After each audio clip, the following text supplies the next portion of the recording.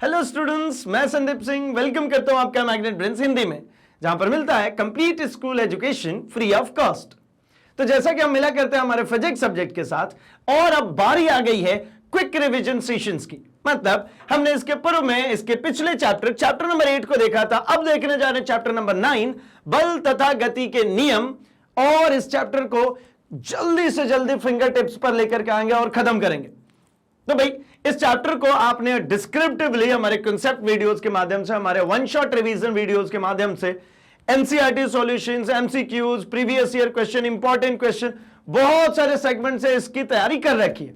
अब क्या है भाई, तो अब एग्जाम आ चुका है एंड हमें चाहिए एक ऐसा सेशन जहां पे बहुत ही कम समय में सारे ही टॉपिक्स को लिंक कर सकूं और फटाफट से इन सभी चीजों को याद रख सकूं।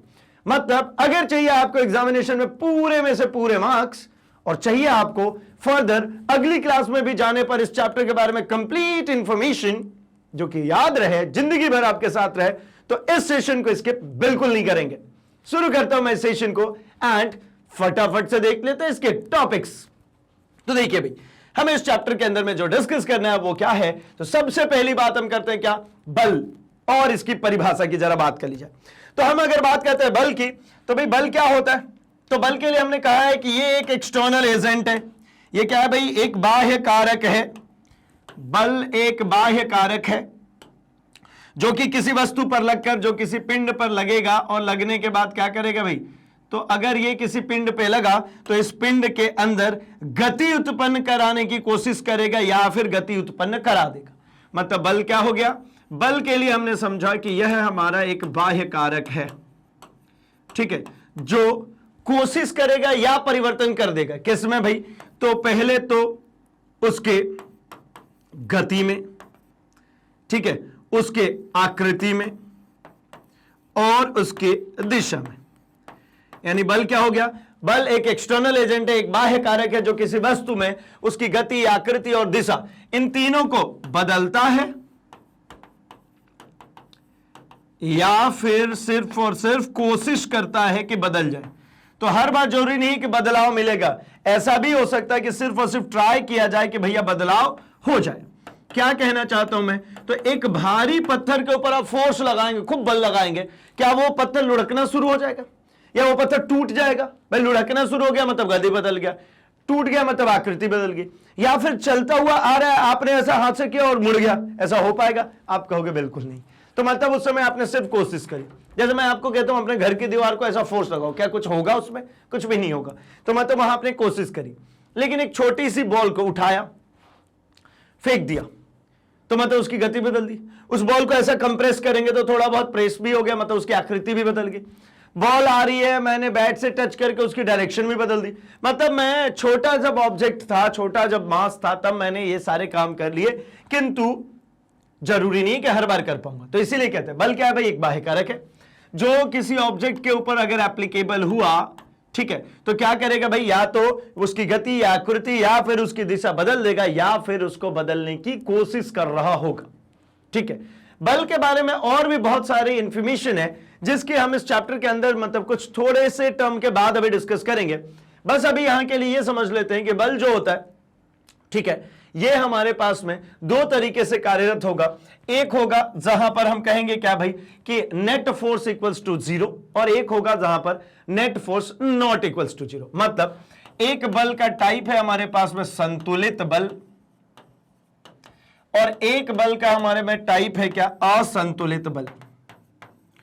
इसका मतलब है कुछ, और इससे ही हम समझेंगे कुछ बातों को।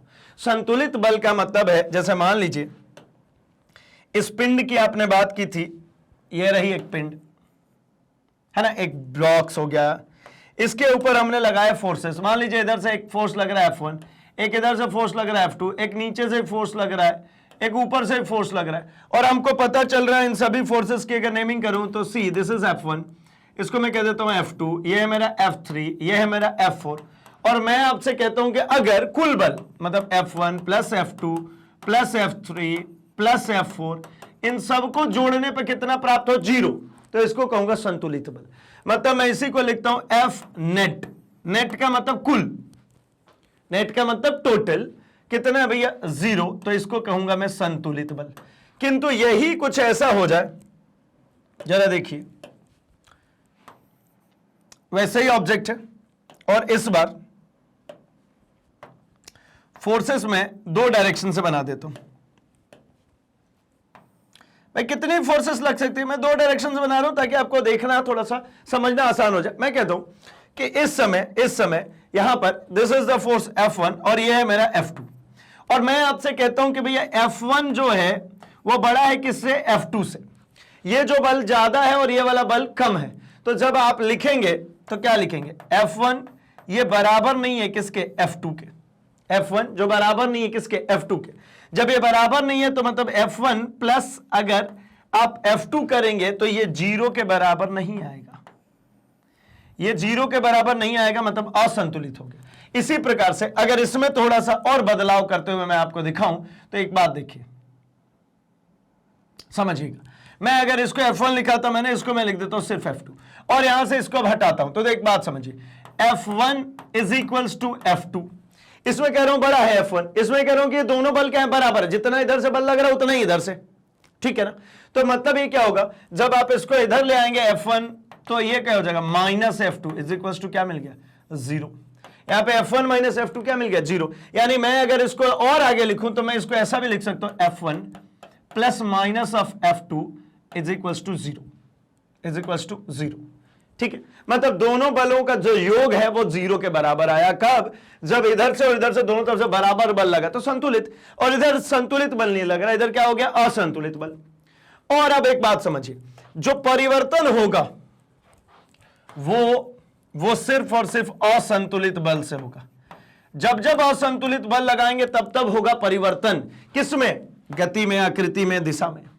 गति, आकृति और दिशा में वस्तु के परिवर्तन होगा कब, जब संतुलित लगे, और असंतुलित होगा तो ये अपरिवर्तन, मतलब इसके केस में कोई बदलाव नहीं होगा। संतुलित बल में कोई बदलाव नहीं, नो चेंज, जो जैसा है वैसे का वैसा पड़ा रहेगा।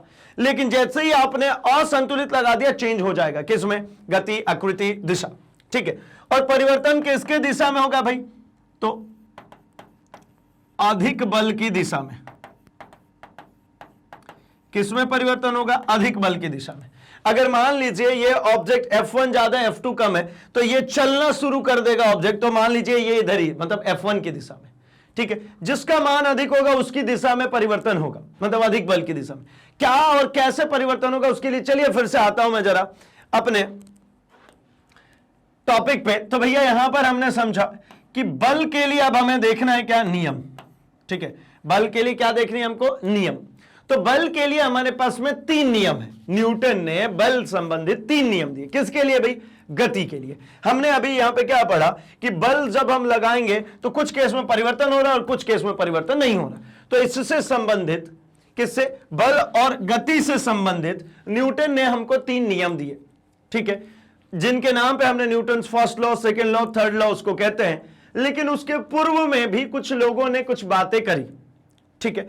जैसे इसमें अगर मैं बात करता हूं फर्स्ट लॉ में, तो भैया फर्स्ट लॉ से पहले है ना, न्यूटन का जो प्रथम नियम है ये जड़त्व पर बेसिस है, द्वितीय नियम संवेग पे, और तृतीय नियम क्रिया एवं प्रतिक्रिया बल पे। तो बारी आती है कि जड़त्व होता क्या है ना, इनर्शिया एक्चुअली है क्या, ठीक है।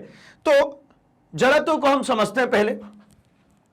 देखिए, तो हमने डाला भाई बल के नियम। बल के नियम के लिए सबसे पहले हमारे पास टॉपिक मिला है क्या, हमारे पास मिला है जड़त्व। जड़त्व का मतलब होता है tendency to oppose the change, ठीक है। क्या भाई, तो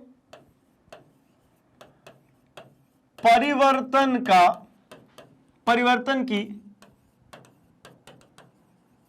विरोध करने की नियति। मतलब क्या समझे, मतलब इसकी टेंडेंसी होती है कि क्या करे, परिवर्तन को अपोज करे, चेंज करे, बदलाव को हमेशा अपोज करे भाई, है ना, कभी बदलाव को एक्सेप्ट नहीं करेगा। मतलब क्या, ये ऐसा कहना चाह रहे हैं कि अगर एक ऑब्जेक्ट ये रहा और ये किस में रखा है भाई, ये रखा है विराम में, तो ये अगर इस पे जो फोर्सेस लग रहा है वो कैसे फोर्सेस है भाई, बैलेंस। कैसे फोर्स है, बैलेंस। तो संतुलित बल है तो ये अभी भी विराम में, बाद में भी विराम में रहेगा। अगर कोई चीज गति में है तो वो पहले भी गति में रहेगा, बाद में भी गति में रहेगा। अगर कोई चीज जिस दिशा में चल रही है उसी दिशा में चलते रहेगा, वो दिशा भी परिवर्तन नहीं करेगा। मतलब क्या, परिवर्तन के विरोध करने की जो नियति होती है, किसकी नियति होती है भाई? तो किसी भी द्रव्यमान की। तो यहां पे लिख देता हूं द्रव्यमान की, है ना, उसके गति, आकृति और दिशा में परिवर्तन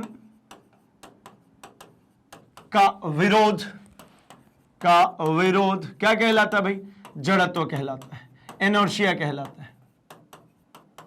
ठीक है, ये इनर्शिया कहला गया। अब जड़त्व कितने टाइप के होंगे भाई? तो 3 तरीके के जड़त्व हो गए इसी के नाम पे। देखिए क्या हो गया भाई? तो विराम का जड़त्व, क्या हो गया? विराम का जड़त्व।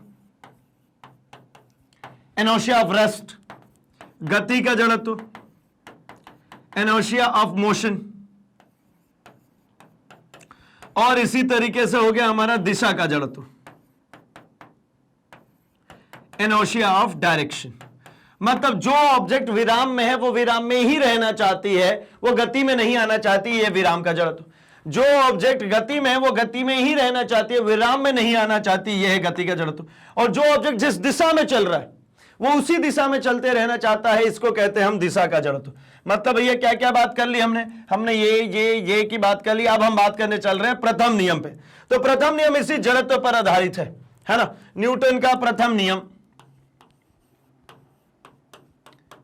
न्यूटन का प्रथम नियम, और प्रथम नियम क्या कहता है भैया न्यूटन का? तो न्यूटन का प्रथम नियम कहता है कि कोई भी ऑब्जेक्ट जिस स्टेट में है उसी में रहेगी और उसके अपोज का हमेशा चेंज का अपोज करेगी। मतलब क्या कि होने वाले परिवर्तन का विरोध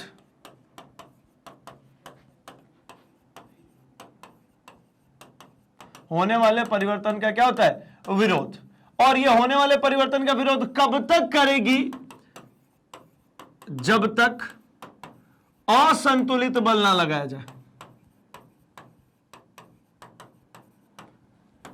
कार्यरत ना हो। मतलब समझिए, एक ऑब्जेक्ट है, ये रखा है भैया रेस्ट पे, विराम में है। ये किस में है? विराम में। तो इसकी टेंडेंसी क्या है? ये विराम में ही रहना चाहती है, ये नहीं बदलना चाहती। लेकिन अगर आपने इस पे असंतुलित बल लगा दिया, मतलब ये F1 हो गया और इधर साइड से लग रहा है F2, आपने F1 ज्यादा कर दिया F2 से, तो ये ऑब्जेक्ट गति करने लग जाएगी। किसकी दिशा में? तो ये देखिए F1 की दिशा में। इधर से ज्यादा बल लगाऊंगा तो ये गति करेगी। किसकी दिशा में? ये गति करेगी F1 की दिशा में। कब? जब आपने ये लगाया तब, ये असंतुलित बल लगाया तब। संतुलित बल लगाएंगे कोई परिवर्तन नहीं। तो न्यूटन का प्रथम नियम कहता है कि भैया कब तक विरोध होगा? जब तक ये असंतुलित बल कार्यरत ना हो। तो मतलब जड़त्व में ही एक लाइन और बढ़ा देते, कोई वस्तु विराम में है तो विराम में ही रहना चाहती है जब तक कि उस पर कोई बाह्य बल काम ना करे। ठीक है, बाह्य बल कैसा भी? तो असंतुलित बाह्य बल। ठीक है, कोई वस्तु गति में है तो गति में रहना चाहती है, विराम में है तो विराम में रहना चाहती है, जिस दिशा में चल रही उसी दिशा में चलते रहना चाहती है, इवन जिस शेप में उसी शेप में रहना चाहती है। जैसे इलास्टिक की बात कीजिए, आप खींचते छोड़ते अपनी जगह पे वापस आ जाती, मतलब जिस कंडीशन में उसी टेंडेंसी उसी कंडीशन में रहना चाहती है, उसका परिवर्तन करेंगे तो विरोध करती है। यही कहते हैं न्यूटन का प्रथम नियम। और जैसे ही आपने क्या किया? असंतुलित बल लगाया, इसमें क्या मिलने लगी? गति। तो जैसी बात आती है किसकी? गति की, तो हमारे समझ में आता है भैया न्यूटन के द्वितीय नियम से पहले कि हमें मिलने लगेगा क्या? संवेग। और संवेग क्या होता है भाई? तो ये होता है द्रव्यमान इंटू वेग। क्या होता है ये? द्रव्यमान इंटू वेग। पी से डिनोट करते हैं मास इंटू होती है वेलोसिटी। ठीक है, अब हम बात करते हैं न्यूटन के द्वितीय नियम की।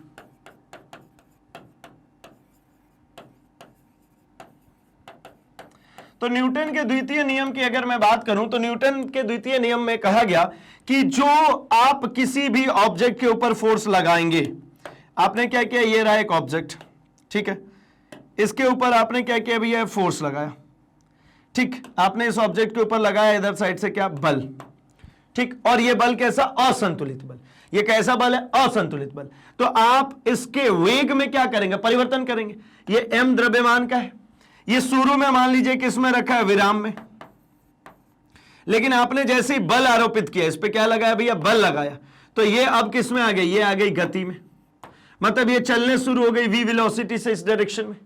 तो इस संदर्भ में द्वितीय नियम में यह कहा गया कि लगाया गया बल समानुपाती होता है संवेग परिवर्तन के। किसके? संवेग परिवर्तन के। ठीक है, संवेग परिवर्तन की दर के, संवेग परिवर्तन की दर के।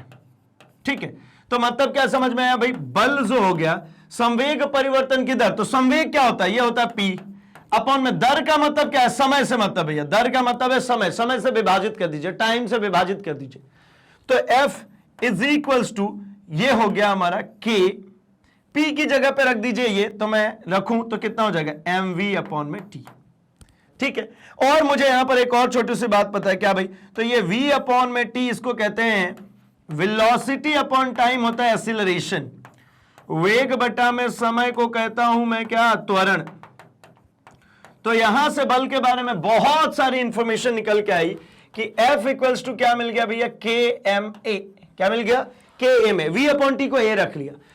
यदि K की वैल्यू मान लीजिए 1 हो, K क्या है भाई? कांस्टेंट, स्थिरांक। ये प्रोपोर्शनलिटी चिन्ह हटाते हैं तो एक स्थिरांक लगाते हैं, वही एक। चलिए, तो F इक्वल्स टू क्या मिल गया मुझे? F इक्वल्स टू मिल गया मुझे MA। यही है बल का सूत्र। और इसकी इकाई की अगर मैं बात करता हूं तो देखिए ना, इकाई की अगर आप बात करेंगे तो फोर्स को मेजर करना है तो मास किस में होता है? केजी में। और त्वरण क्या होता है भाई? तो मीटर प्रति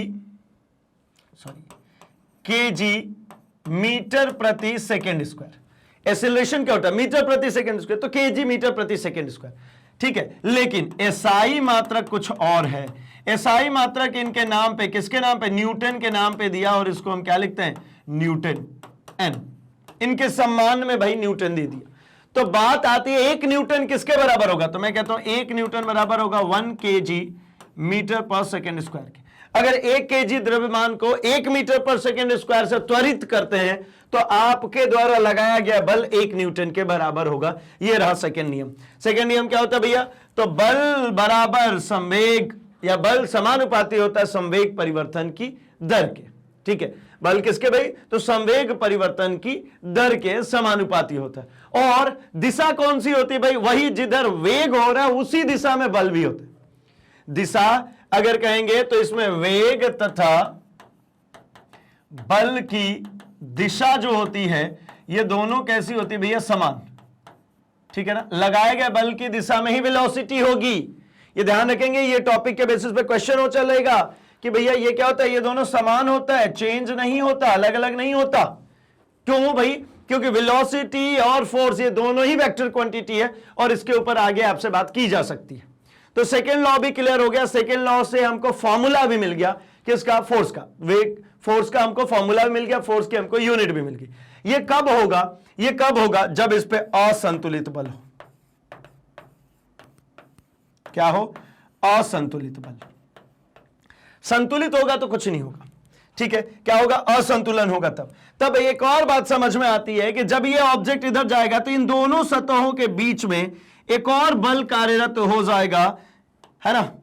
जो दोनों सतह एक दूसरे को घिस रहे हैं, इन दोनों सतहों के बीच में एक बल कार्यरत होगा।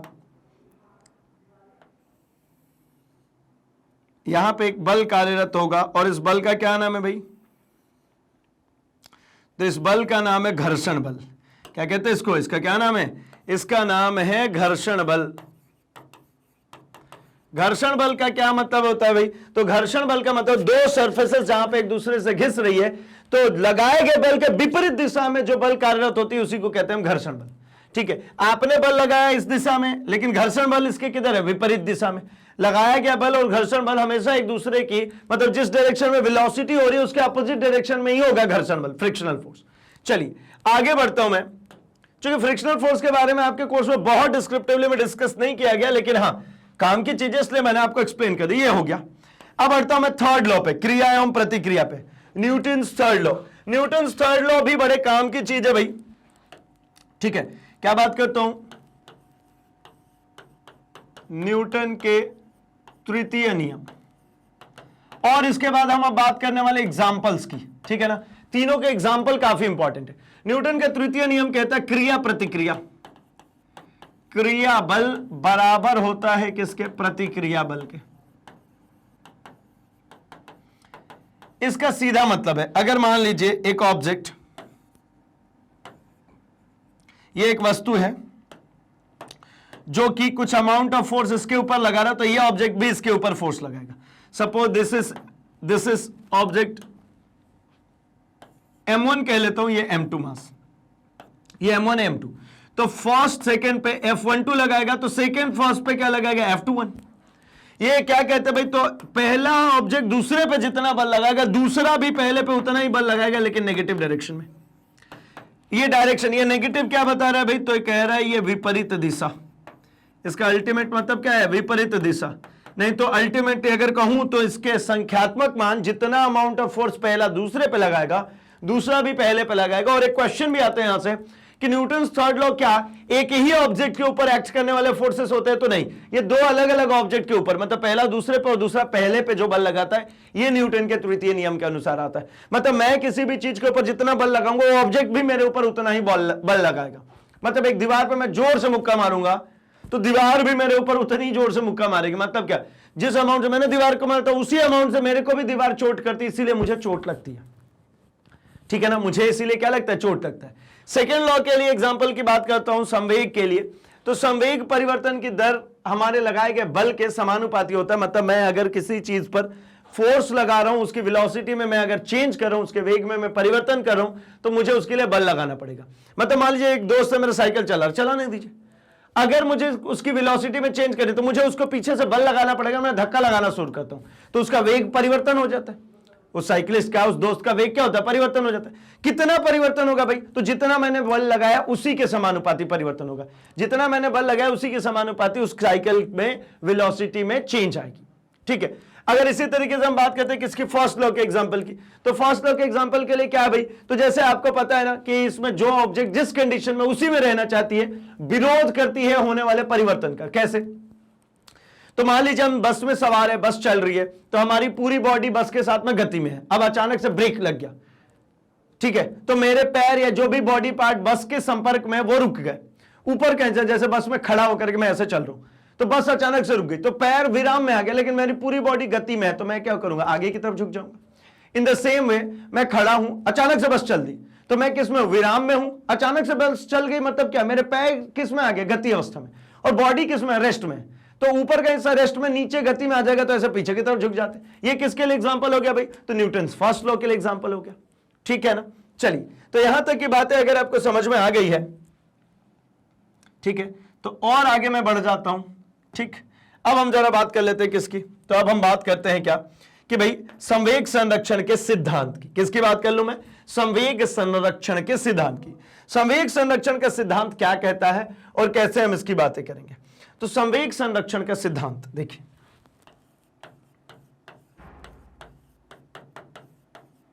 संवेग संरक्षण का सिद्धांत। संवेग संरक्षण का सिद्धांत सिंपली ये कहते हैं कि अगर मान लीजिए दो ऑब्जेक्ट्स आपके पास में हैं, सपोज ये एक ऑब्जेक्ट है और ये एक ऑब्जेक्ट है, दो अलग अलग वेलोसिटी से चल रहे हैं। थोड़ी देर के बाद ये दोनों क्या हो गए? एक दूसरे से टकरा गए, फिर इसके बाद दोनों अलग अलग चलना शुरू हो गए। ठीक है, मैं कुछ भी ऐसा, अच्छा ये सारे एक ही ऑब्जेक्ट है भाई, है ना? थोड़े अलग अलग शेप दिख सकते हैं क्योंकि थोड़ा सा फास्ट बनाने की कोशिश कर रहा हूं। ये मान लीजिए ये मेरा m1 है, ये मेरा m2 है। इनिशियली इसकी वेलोसिटी u1 है और इसकी इनिशियली वेलोसिटी u2 है। ये दोनों एक दूसरे से जब टकराएंगे तो पहला वाला ऑब्जेक्ट दूसरे के ऊपर फोर्स लगाएगा और दूसरा वाला किसके ऊपर? पहले के ऊपर, और दोनों बराबर होंगे। फिर इसके बाद क्या हुआ? ये m1 और m2 क्या हो गए? तो ये अपना एक अलग वेलोसिटी v2 से चलने लग गया और ये अपना एक अलग वेलोसिटी v1 से चलने लग गया। ठीक, तो क्या बोल रहा हूं मैं? ये चल रहा है इसी डायरेक्शन में और ये भी ऐसी चल रहा है। ठीक है, बाद में टकराने के बाद भी मैं डायरेक्शन ऐसी बनाता हूं, ये भी इधर ही चल रहा है, ये भी इधर ही चल रहा है, ऐसे बना दिया। अब समझिए इसमें क्या होगा? यदि u1 बड़ा होगा u2 से, तो ये दोनों बॉल एक दूसरे के पीछे चले, टकरा जाएंगे। टकरा गया मतलब यहां पे क्या होगा? दोनों के ऊपर लगाया गया बल बराबर होगा, मतलब पहला दूसरे पे जो लगाएगा दूसरा पहले पे बिल्कुल बराबर लगाएगा। टकराने के बाद ये अलग अलग चलने लगे। तो कहते हैं कि टकराने के पूर्व, इसको संघट्य कहते हैं, यानी यहां पर कहते हैं संघट्य के पूर्व कुल संवेग,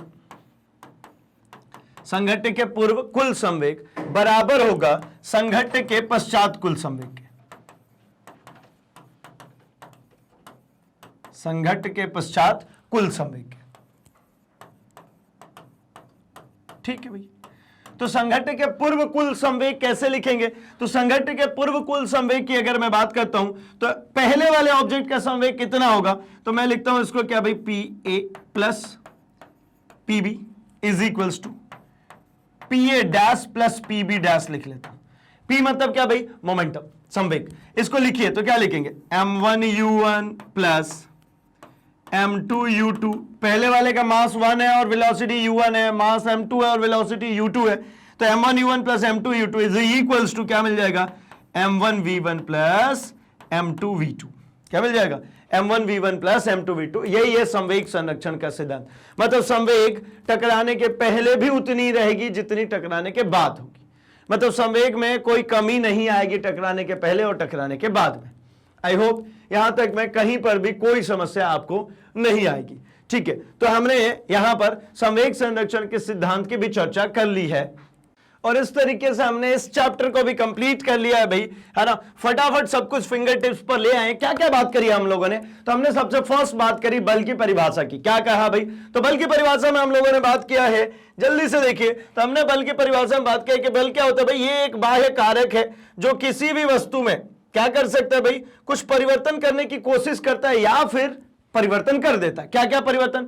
या तो गति या फिर आकृति या फिर दिशा, इनकी परिवर्तन करेगी या परिवर्तन करने की कोशिश।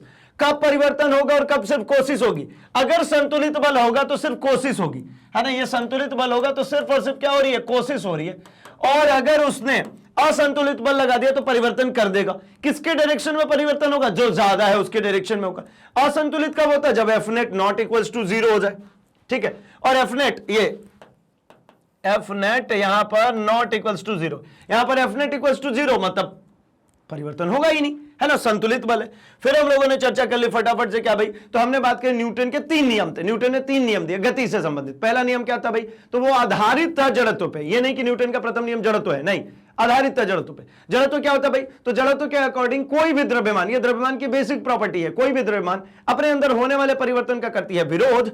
और कौन कौन से परिवर्तन होते हैं? तो होता है भैया कि वो रेस्ट में है तो मोशन में नहीं आना चाहता, अगर वो विराम में है तो गति में नहीं आना चाहता, मतलब गति में आने का विरोध, गति में है तो रेस्ट में आने का विरोध, मतलब विराम में आने का विरोध, और अगर किसी दिशा में चल रहा है तो दिशा में परिवर्तन का विरोध। इसी को हमने जड़त्व कहा।